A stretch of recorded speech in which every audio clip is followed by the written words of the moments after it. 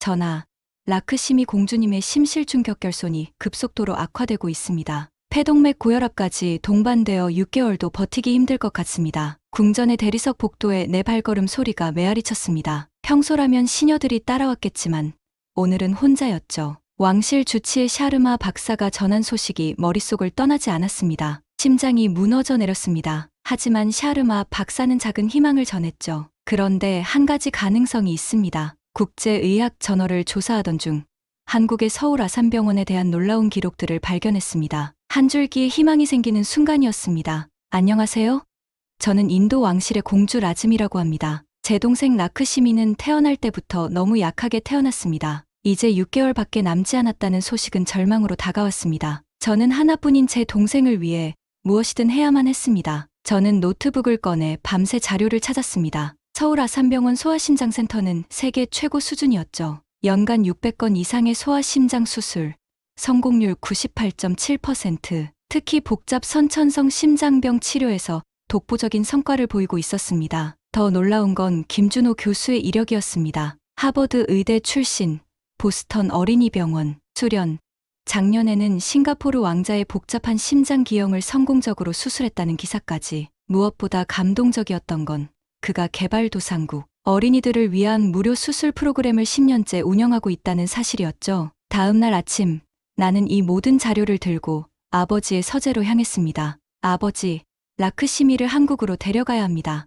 마하라자는 고대 문서에서 눈을 떼지 않으셨습니다. 우리 왕실이 500년간 지켜온 전통이 있다. 왕족의 몸은 왕실 의사만이. 아버지, 이걸 보세요. 나는 노트북을 펼쳐 서울 아산병원의 자료를 보여드렸습니다. 세계 각국에서 치료받으러 오는 환자들의 통계, 중동 왕족들의 치료 사례, 특히 아랍에미리트 왕자의 성공적인 간이식 수술 기사까지. 이 병원은 세계 10대 병원 중 하나입니다. 김준호 교수는 소아 심장 수술 분야의 권위자고요. 작년에는 미국 심장학회에서 최고 공로상을 받았습니다. 아버지는 처음으로 고개를 들어 화면을 보셨습니다. 무엇보다 이 병원은 2,700병상 규모의 하루 외래 환자만 1만 2천 명이 찾습니다. 로봇 수술 시스템, 인공지능 진단 시스템, 양성자 치료기까지 우리나라 최고 병원보다 10년은 앞서 있습니다. 침묵이 흘렀습니다. 나는 마지막 카드를 꺼냈죠. 아버지, 사우디 왕가의 술탄 왕자도 작년에 이 병원에서 심장 수술을 받았습니다. 두바이 통치자의 딸도 여기서 치료받았고요. 이제 서울 아산병원은 아시아 의료 관광의 중심지입니다. 아버지는 천천히 자료를 넘겨보셨습니다.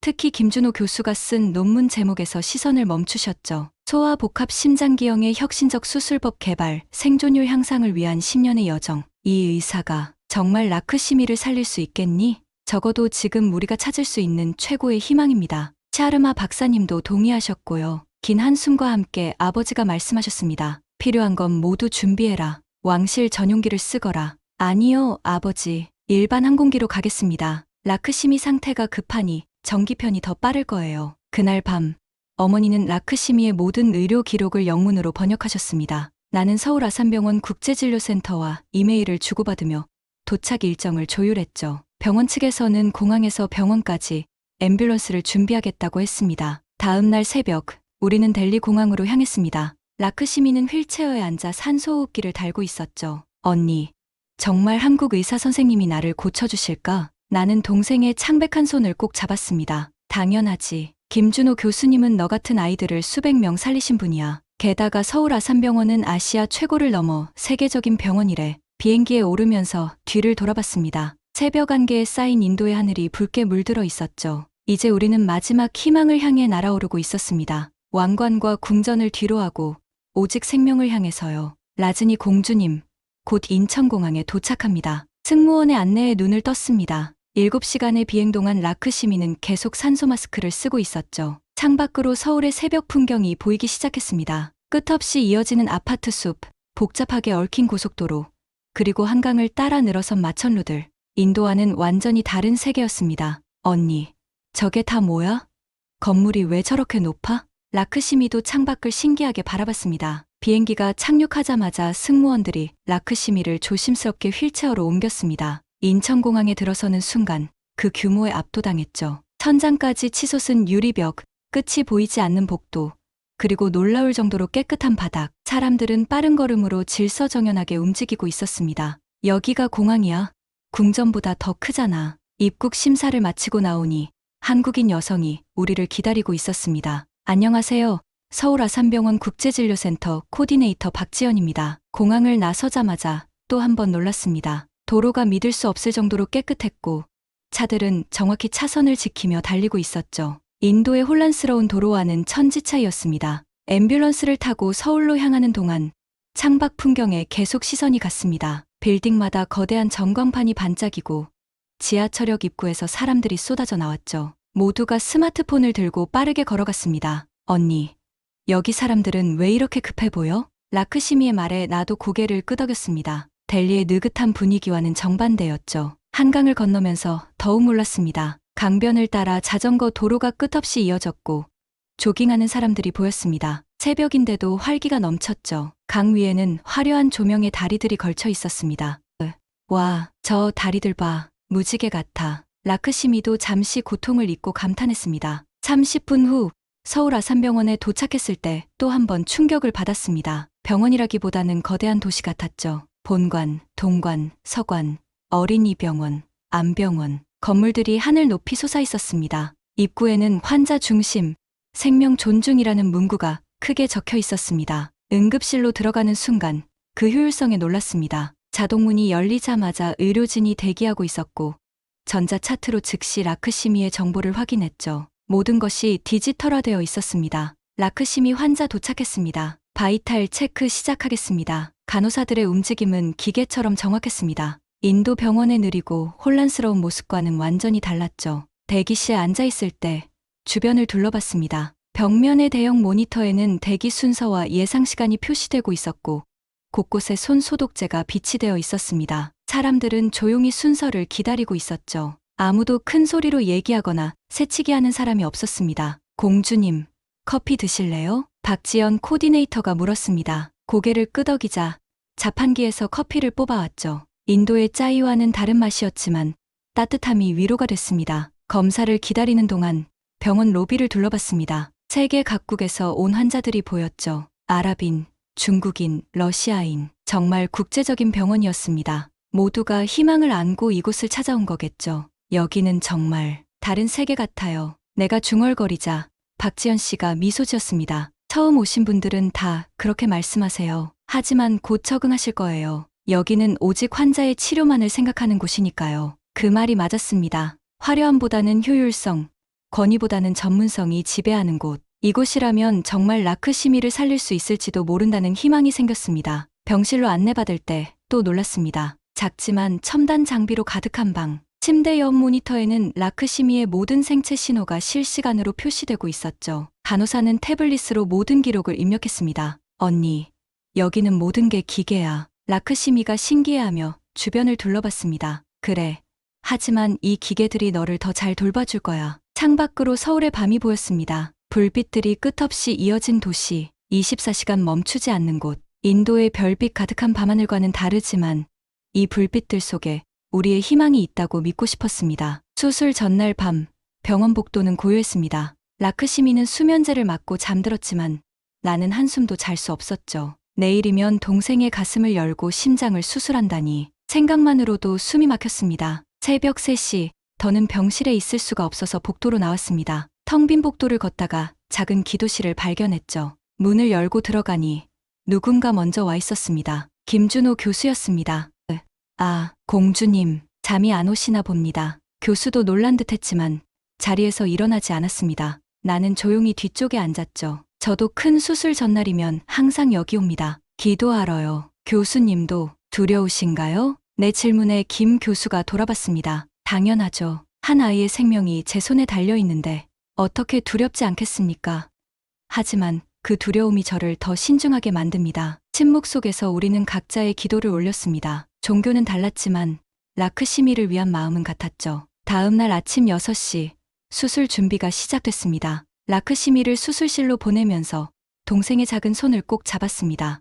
언니, 무서워. 괜찮아. 자고 일어나면 다 끝나 있을 거야. 언니가 여기서 기다리고 있을게. 마취과 의사가 라크시미에게 마스크를 씌웠습니다. 동생의 눈이 천천히 감겼죠. 그 순간 내 다리에 힘이 풀려 주저앉을 뻔했습니다. 수술실 앞 대기실로 안내받았습니다. 전광판에는 수술 중이라는 빨간 불이 켜졌죠. 12시간 예정. 길고 긴 기다림의 시작이었습니다. 어머니는 묵주를 돌리며 기도하셨고 나는 창밖을 멍하니 바라봤습니다. 1시간, 2시간. 시간이 너무 느리게 갔죠. 그때 박지연 코디네이터가 다가왔습니다. 공주님, 좀 드시는 게 어떨까요? 병원 식당에 가시면 괜찮아요. 여기 있을게요. 하지만 박 코디네이터는 물러서지 않았습니다. 미안하지만 제가 공주님께 한 말씀 드려도 될까요?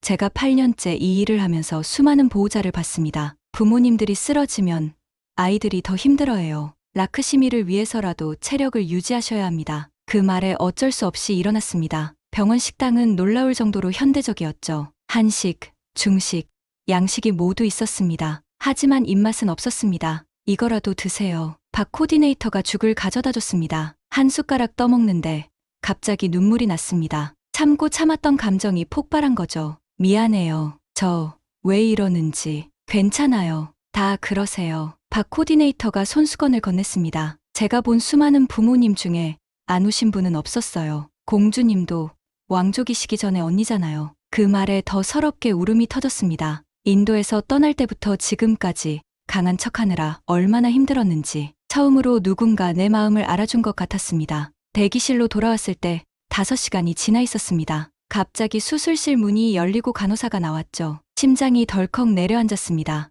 라크시미 보호자분? 네, 저요, 동생이. 괜찮나요? 지금까지는 순조롭게 진행되고 있습니다. 교수님이 전하시는데 예상보다 상태가 복잡해서 시간이 더 걸릴 것 같다고요. 더 기다려야 한다니. 하지만 적어도 무사하다는 것에 안도했습니다. 7시간째 더는 앉아있을 수가 없었습니다. 복도를 왔다 갔다 하다가 소아병동을 지나게 됐죠. 유리창 너머로 아이들이 보였습니다. 머리가 빠진 아이, 링거를 단 아이, 휠체어에 앉은 아이, 모두가 힘겹게 싸우고 있었습니다. 그 순간 깨달았습니다. 우리만 아픈 게 아니라는 것을. 이 병원에는 수많은 라크시미가 있고 수많은 나 같은 가족들이 있다는 것을. 10시간째 다리가 풀려 의자에 주저앉았습니다. 그때 누군가 어깨에 손을 얹었죠. 돌아보니 김준호 교수의 아내였습니다. 처음 뵙겠습니다. 남편한테 얘기 많이 들었어요. 힘드시죠? 교수님, 부인이신가요? 네, 커피 좀 같이 드실래요? 함께 카페테리아로 갔습니다. 김 교수 부인은 따뜻한 미소로 말했죠. 남편이 어젯밤 기도실에서 공주님을 만났다고 하더군요. 그리고 이런 말을 했어요. 저 언니를 보니 내가 왜 의사가 됐는지 다시 생각나더라고요. 무슨 의미인가요? 가족을 지키려는 마음, 그게 가장 큰 치유의 힘이라고 남편은 늘 말해요. 공주님의 사랑이 라크시미를 지켜줄 거예요. 12시간이 지났을 때 드디어 수술실 문이 열렸습니다. 김준호 교수가 지친 얼굴로 나왔죠. 나는 뛰어가 물었습니다. 교수님, 라크시미는, 우리 동생은. 수술은 성공적이었습니다. 하지만 김준호 교수의 말에 심장이 멈추는 것 같았습니다. 하지만이라는 단어가 머릿속을 맴돌았죠. 다음 48시간이 고비입니다. 심장이 제 기능을 찾아가는지 지켜봐야 해요. 지금부터가 진짜 싸움입니다. 라크시미는 소아중환자실로 옮겨졌습니다. 유리문 너머로 본 동생의 모습에 숨이 막혔죠. 작은 몸에 수많은 기계가 연결되어 있었습니다. 인공호흡기, 심폐보조장치, 각종 모니터들. 들어가서 보실 수 있어요. 5분간만요. 간호사의 안내로 멸균복을 입고 들어갔습니다. 라크시미의 얼굴은 창백했지만 숨은 쉬고 있었죠. 작은 손을 잡으니 따뜻했습니다. 살아있다는 증거였습니다. 라크시미야, 잘했어. 이제 조금만 더 힘내자. 중환자실 밖으로 나오니 의료진이 회의를 하고 있었습니다. 김준호 교수를 중심으로 마취과 소아심장내과 중환자의학과 의사들이 모여 있었죠. 15분마다 바이탈 체크하고 심초음파는 6시간마다, 혈액 검사는 4시간 간격으로요. 인공심폐기 설정값 조정이 필요할 것 같습니다. 항생제는 반코마이신으로 교체하는 게. 의료진의 토론을 듣고 있자니 라크시미 한 명을 위해 이렇게 많은 사람이 머리를 맞대고 있다는 게 놀라웠습니다. 인도에서는 왕족이라도 이런 대우는 받기 힘들었죠. 그날 밤 라크시미의 상태가 급변했습니다. 새벽 2시 다급한 노크 소리에 잠이 깼죠. 공주님, 라크시미 상태가. 중환자실로 뛰어갔습니다. 경보음이 울리고 의료진이 분주하게 움직이고 있었죠. 심장 박동이 불규칙해지고 혈압이 떨어지고 있었습니다. 에피네프린 일행, 정맥 주사, 심율동 전환 준비하세요. 혈압 70에 40 계속 떨어집니다. 김준호 교수가 직접 나타났습니다. 새벽인데도 단정한 차림이었죠. 집에 가지도 않고 병원에 있었던 겁니다. 체외순환기 세팅 다시 확인하고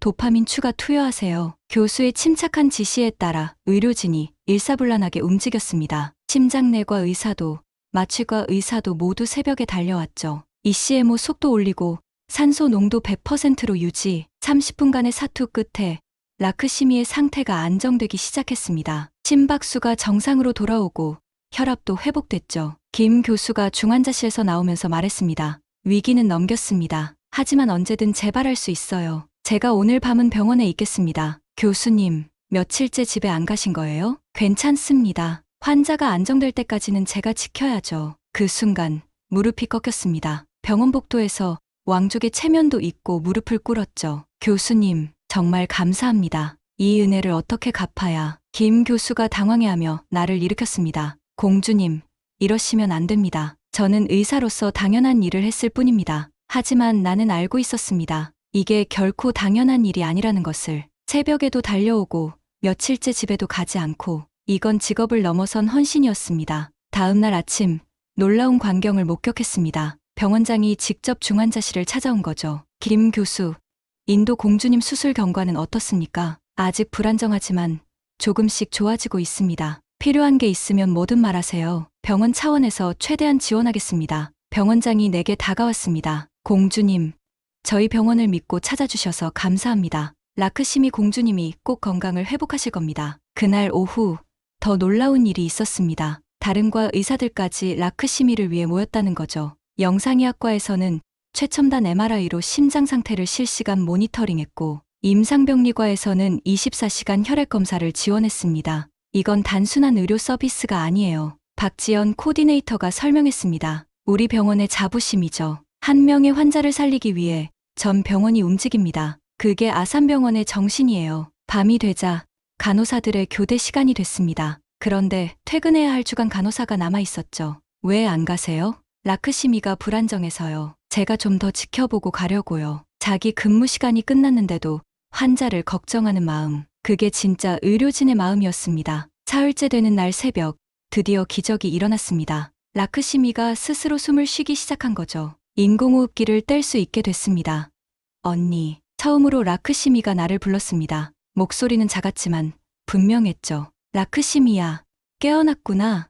눈물이 주르륵 흘렀습니다. 의료진도 모두 미소 지었죠. 김준호 교수는 물론 간호사들까지 눈시울이 붉어졌습니다. 이제 고비는 넘겼습니다. 하지만 아직 방심하긴 이릅니다. 김 교수의 말대로 앞으로도 갈 길이 멀었습니다. 하지만 이제는 두렵지 않았죠. 이 병원 사람들이 라크시미를 끝까지 지켜줄 거라는 확신이 있었으니까요. 일주일 후 라크시미는 일반 병실로 옮길 수 있었습니다. 중환자실을 나서면서 그동안 라크시미를 돌봐준 모든 의료진에게 인사했죠. 정말 감사합니다. 여러분 덕분에 제 동생이 살았어요. 간호사 한 명이 말했습니다. 저희도 감사해요. 라크시미를 돌보면서 왜 이 일을 하는지 다시 한번 깨달았거든요. 그 말에 모두가 고개를 끄덕였습니다. 의료진의 헌신, 그건 단순한 직업정신을 넘어선 것이었죠. 생명을 향한 순수한 사랑이었습니다. 일반 병실로 옮긴 지 열흘째, 라크시미는 놀라운 회복력을 보였습니다. 처음에는 걷는 것조차 힘들어했지만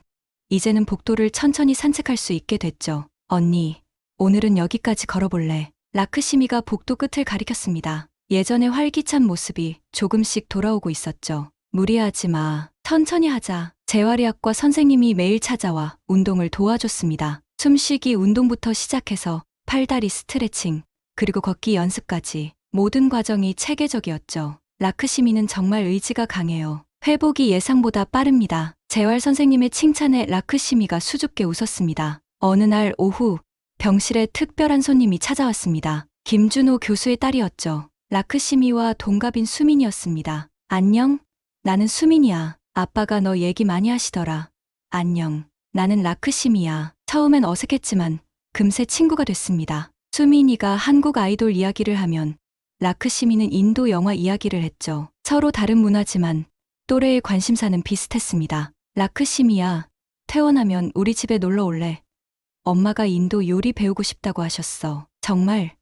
나도 한국 요리 배우고 싶어. 두 아이의 웃음소리가 병실을 가득 채웠습니다. 라크시미가 진짜로 웃는 걸 본 건 정말 오랜만이었죠. 그러던 어느 날 새벽, 라크시미가 갑자기 나를 흔들어 깨웠습니다. 언니, 일어나봐. 왜? 어디 아파? 걱정스러운 마음에 벌떡 일어났습니다. 그런데 라크시미의 표정이 밝았죠. 아니야. 나 뛰고 싶은 느낌이 들어. 예전처럼 정원에서 뛰어놀고 싶어. 그 말에 눈물이 났습니다. 단순한 소망이지만 라크시미에게는 불가능해 보였던 꿈이었으니까요. 그래. 곧 뛸 수 있을 거야. 선생님들이 다 고쳐주셨으니까. 다음 날 아침 정기 검진이 있었습니다. 침 초음파, 혈액 검사, 흉부 엑스레이 모든 검사를 마치고 결과를 기다렸죠. 김준호 교수가 밝은 표정으로 들어왔습니다. 축하합니다. 라크시미의 심장이 거의 정상 기능을 회복했어요. 이제 퇴원을 준비해도 될 것 같습니다. 정말요? 정말 괜찮은 건가요? 믿기지 않아서 몇 번이나 되물었습니다. 네, 물론 앞으로도 정기적인 검진은 필요하지만 일상생활은 충분히 가능합니다. 운동도 조금씩 할 수 있고요. 라크시미가 환하게 웃었습니다. 병원에 온 후 처음 보는 진짜 미소였죠. 언니, 들었어? 나 이제 뛸 수 있대. 하지만 퇴원이 결정되자 오히려 아쉬운 마음이 들었습니다. 이상하게도 이 병원이, 이 사람들이 그리웠죠. 퇴원 전날 밤, 라크시미가 말했습니다. 언니, 우리 선생님들한테 어떻게 감사 인사를 해야 할까? 글쎄, 뭔가 특별한 걸 하고 싶은데 고민하다가 좋은 생각이 났습니다. 인도 전통 춤을 추는 거였죠. 라크시미는 어릴 때부터 춤을 배웠으니까요. 하지만 아직 힘들지 않을까? 괜찮아. 간단한 동작만 할게. 퇴원날 아침, 병동 회의실에 의료진이 모였습니다. 김준호 교수를 비롯해 간호사들, 재활 선생님까지. 라크시미는 인도 전통 의상사리를 입었죠. 음악이 흐르자 라크시미가 춤을 추기 시작했습니다. 느리고 우아한 동작들, 완벽하지는 않았지만 감사의 마음이 가득 담겨 있었죠. 춤이 끝나자 모두가 박수를 쳤습니다. 몇몇 간호사들은 눈물을 흘렸죠. 이게 제가 드릴 수 있는 유일한 선물이에요. 여러분 덕분에 다시 춤출 수 있게 됐어요. 라크시미의 말에 김준호 교수가 대답했습니다. 라크시미가 건강해진 게 우리가 받은 최고의 선물입니다. 병원을 나서면서 뒤를 돌아봤습니다. 정들었던 병동, 매일 산책하던 복도, 기도실, 모든 게 이제는 소중한 추억이 됐죠. 언니, 정말 다 끝난 거야? 아니, 이제 시작이야. 내가 건강하게 살아갈 새로운 시작. 병원 정문을 나서는 순간 라크시미가 갑자기 멈춰섰습니다. 왜? 뭐 빠뜨렸어? 아니야. 그냥 고맙다고 한 번 더 말하고 싶어서. 라크시미가 병원 건물을 향해 고개 숙여 인사했습니다. 나도 함께 인사했죠. 생명을 살려준 이곳에, 그리고 이곳의 모든 사람들에게. 차를 타고 서울 시내로 나가면서 창밖 풍경이 새롭게 보였습니다. 같은 건물들, 같은 거리지만 이제는 다르게 느껴졌죠. 이 도시가, 이 나라가 우리에게 기적을 선물했으니까요. 언니, 우리 내일은 어디 갈까? 남산타워, 한강. 라크시미의 목소리에 생기가 넘쳤습니다. 미래를 계획할 수 있다는 것, 그게 얼마나 큰 축복인지 새삼 깨달았죠. 어디든 갈 수 있어. 이제 내가 원하는 곳은 어디든. 새벽 햇살이 서울을 비추고 있었습니다. 새로운 하루의 시작이었고 우리에게는 새로운 인생의 시작이었습니다. 기적의 새벽이었죠. 퇴원 후 일주일, 우리는 서울의 작은 호텔에 머물고 있었습니다. 인도로 돌아가기 전 라크시미의 건강 상태를 좀 더 지켜보기로 한 거죠. 그리고 내겐 중요한 결정을 내려야 할 시간이 필요했습니다. 언니, 오늘은 언론 인터뷰가 있다고? 라크시미가 거울 앞에서 머리를 빗으며 물었습니다. 병원에서의 치료 과정이 인도 언론에 알려지면서 많은 취재 요청이 들어왔죠. 응, 한국 기자들도 오고 인도 특파원들도 온대. 호텔 회의실에는 이미 수십 명의 기자들이 모여 있었습니다. 카메라 플래시가 터지고 마이크가 우리를 향했죠. 공주님, 한국에서의 치료 경험이 어떠셨나요? 첫 질문이 나왔습니다. 준비했던 답변이 있었지만 갑자기 다른 말이 튀어나왔죠. 저는 이곳에서 제가 누구인지 다시 생각하게 됐습니다. 기자들이 술렁였습니다. 예상과 다른 대답이었으니까요. 무슨 말씀이신지? 인도에서 저는 라즈니 공주였습니다. 왕족의 첫째 딸, 전통과 격식의 상징이었죠. 하지만 이곳에서 저는 그저 라크시미의 언니였습니다. 그리고 그게 제가 진짜 원했던 모습이란 걸 깨달았어요. 침묵이 흘렀습니다. 나는 심호흡을 하고 말을 이었죠. 서울 아산병원에서 저는 많은 것을 배웠습니다. 신분이나 재산이 아니라 생명 앞에서는 모두가 평등하다는 것. 그리고 진정한 고귀함은 왕관이 아니라 다른 사람을 돕는 마음에서 나온다는 것을요. 그럼 앞으로의 계획은 어떻게 되시나요? 한 기자가 물었습니다. 나는 라크시미를 바라봤죠. 동생은 격려하는 미소를 보내고 있었습니다. 저는 오늘부터 공주가 아니라 언니로 살겠습니다. 왕실의 의무보다 아픈 아이들을 돕는 일을 하고 싶습니다. 한국 의료진에게 평생 감사하며 저도 이런 희망을 주는 사람이 되고 싶습니다. 기자회견이 끝난 후 호텔방으로 돌아왔습니다. 곧 아버지로부터 전화가 왔죠. 라즈니, 방금 내 인터뷰를 봤다. 목소리가 엄숙했습니다. 화가 나셨을 거라 생각했죠. 아버지, 죄송해요. 하지만 미안할 것 없다. 내가 자랑스럽구나. 예상치 못한 말씀에 놀랐습니다. 정말 괜찮으신 거예요? 왕족의 진정한 의무는 백성을 돕는 것이다. 내가 찾은 길이 오히려 더 고귀한 것 같구나. 아버지의 축복을 받고 나는 본격적으로 계획을 세우기 시작했습니다. 먼저 김준호 교수를 찾아갔죠. 교수님, 제가 하고 싶은 일이 있습니다. 무엇인가요? 인도와 한국을 잇는 의료지원재단을 만들고 싶어요. 인도의 가난한 아이들이 한국에서 치료받을 수 있도록요. 김 교수는 놀란 표정이었습니다. 훌륭한 생각입니다. 하지만 쉽지 않을 거예요. 알아요. 하지만 라크시미가 받은 도움을 다른 아이들도 받았으면 좋겠어요. 돈이 없어서 치료받지 못하는 아이들을 위해서요. 김 교수가 미소를 지었습니다. 제가 도와드리겠습니다. 우리 병원도 적극 협력할 거예요. 그날 밤, 라크시미와 함께 남산타워에 올라갔습니다. 서울의 야경이 발 아래 펼쳐졌죠. 언니, 정말 인도로 안 돌아갈 거야? 아니, 돌아갈 거야. 하지만 예전과 같은 삶으로는 안 돌아갈 거야. 무슨 뜻이야? 이제 궁전에만 갇혀 있지 않을 거야. 진짜 필요한 일을 하며 살 거야. 너처럼 아픈 아이들을 돕는 일. 라크시미가 내 팔을 꼭 잡았습니다. 언니가 자랑스러워. 진짜 공주가 된 것 같아. 며칠 후, 우리는 인천공항에 있었습니다. 돌아가는 비행기를 기다리며 지난 2달을 돌아봤죠. 라크시미야, 한국에서 뭐가 제일 좋았어? 김준호 교수님이요. 그리고 간호사 선생님들. 아, 수민이도. 병원 음식은 솔직히 김치는 좀 매웠어. 하지만 비빔밥은 맛있었어. 우리는 웃으며 이야기를 나눴습니다. 평범한 대화였지만 이런 순간이 올 거라고는 상상도 못했죠. 공주님, 탑승 시간입니다. 항공사 직원이 안내했습니다. 게이트로 걸어가며 뒤를 돌아봤죠. 이제 서울은 우리에게 특별한 도시가 됐습니다. 생명을 살려준 곳, 새로운 삶의 의미를 찾은 곳. 비행기가 이륙하면서 창밖을 바라봤습니다. 작아지는 서울의 모습이 보였죠. 하지만 이건 끝이 아니라 시작이었습니다. 언니, 언제 다시 올까? 곧 올 거야. 이제 우리가 할 일이 많으니까. 구름 위로 올라선 비행기 안에서 나는 일기장을 꺼냈습니다. 첫 페이지에 이렇게 적었죠. 나는 왕관을 쓴 공주로 태어났지만 진짜 공주가 된 건 왕관을 벗고 나서였다. 이제 나는 안다. 진정한 고귀함은 남을 돕는 마음에서 나온다는 것을. 서울 아산병원과 한국이 내게 가르쳐준 소중한 교훈이다. 아버지가 직접 공항까지 나오셨습니다. 잘 돌아왔구나. 라크시미도 건강해 보이고. 아버지, 이제 시작입니다. 제가 하고 싶은 일이 많아요.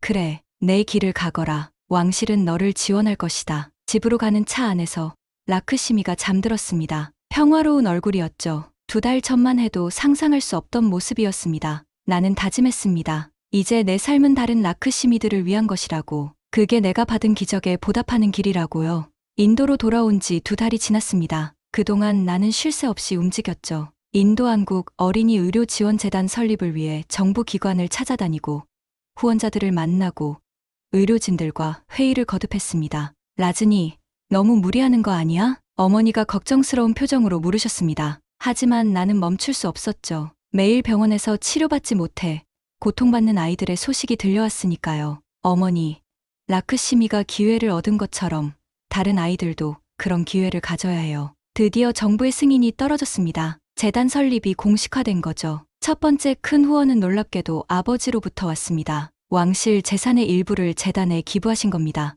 이게 진정한 왕족의 의무다. 라즈니, 재단 사무실을 델리 시내에 마련했습니다. 작지만 희망이 가득한 공간이었죠. 직원들을 채용하고 인도 각지의 병원들과 네트워크를 구축했습니다. 우리는 꿈을 키워갔습니다. 단순히 치료만이 아닌 두 나라를 잇는 희망의 다리를 만들겠다는 꿈을요. 재단 사무실로 내려오니 직원들이 아직 남아 일하고 있었습니다. 모두가 열정적이었죠. 돈이 목적이 아니라 생명을 살리는 일에 대한 자부심으로 일하는 사람들이었습니다. 바빴지만 행복했습니다. 매일 아침 일어날 이유가 있다는 것, 누군가의 희망이 될 수 있다는 것. 그것만으로도 충분했죠. 집으로 돌아가는 차 안에서 라크시미가 물었습니다. 언니, 공주 생활이 그립지 않아? 나는 웃으며 고개를 저었습니다. 전혀. 지금이 진짜 내 인생이야. 왕관보다 더 값진 걸 얻었으니까. 그게 뭔데? 삶의 의미야. 그리고 진짜 행복. 차창 밖으로 델리의 거리가 지나갔습니다. 여전히 복잡하고 가난한 사람들이 많았지만 이제는 다르게 보였죠. 내가 도울 수 있는 사람들, 희망을 줄 수 있는 사람들로 말이죠. 재단 설립 3년째 되는 해, 나는 다시 서울에 있었습니다. 해질 무렵 라크시미가 옥상으로 올라왔습니다. 언니, 여기 있었구나. 우리는 나란히 서서 서울의 노을을 바라봤습니다. 한강이 황금빛으로 물들어가고 있었죠. 언니, 3년 전 여기 처음 왔을 때 기억나? 당연하지. 너무 무서웠어. 낯선 나라, 낯선 병원, 그리고 내가 죽을지도 모른다는 두려움. 하지만 이제는 이곳이 제2의 고향 같아. 그리고 난 이곳에서 의사가 될 거야. 언니처럼 다른 사람을 돕는 사람이 될 거야. 나는 라크시미를 안았습니다. 내 작은 동생이 이렇게 성장했다는 게 자랑스러웠죠. 라크시미야, 고마워.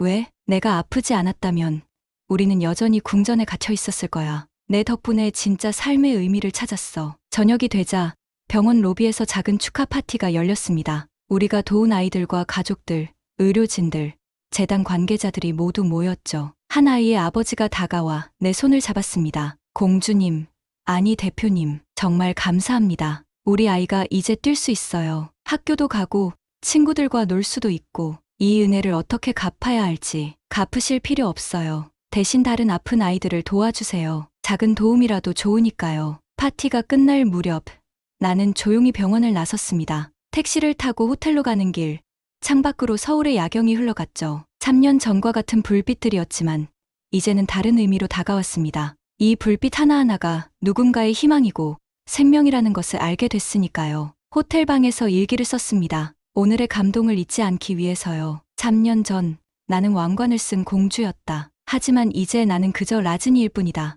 누군가의 언니, 누군가의 희망, 누군가의 다리가 되는 사람. 왕관보다 더 무거운 책임이지만 더 행복한 삶이다. 내일도 누군가의 생명을 구하는 일을 계속할 것이다. 그것이 내가 받은 기적에 보답하는 길이니까. 다음 날 아침 인천공항에서 라크시미와 작별 인사를 했습니다. 라크시미는 한국에 며칠 더 머물며 의대 입시 정보를 알아보기로 했죠. 언니, 다음에는 내가 의사 가운 입고 만나자.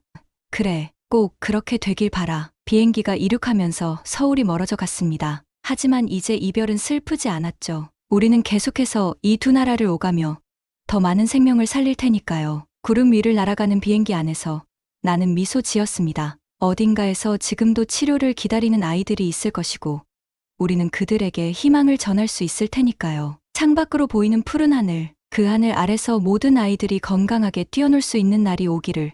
그날까지 나는 멈추지 않을 것입니다. 이건 왕관의 이야기였던 적이 없습니다. 이건 오직 사랑의 이야기였습니다. 그리고 그 사랑은 계속됩니다. 서울과 델리를 잇는 하늘길처럼, 끝없이 이어지는 희망의 다리처럼 우리가 만든 이 작은 기적이 더 큰 기적으로 자라나기를 믿습니다.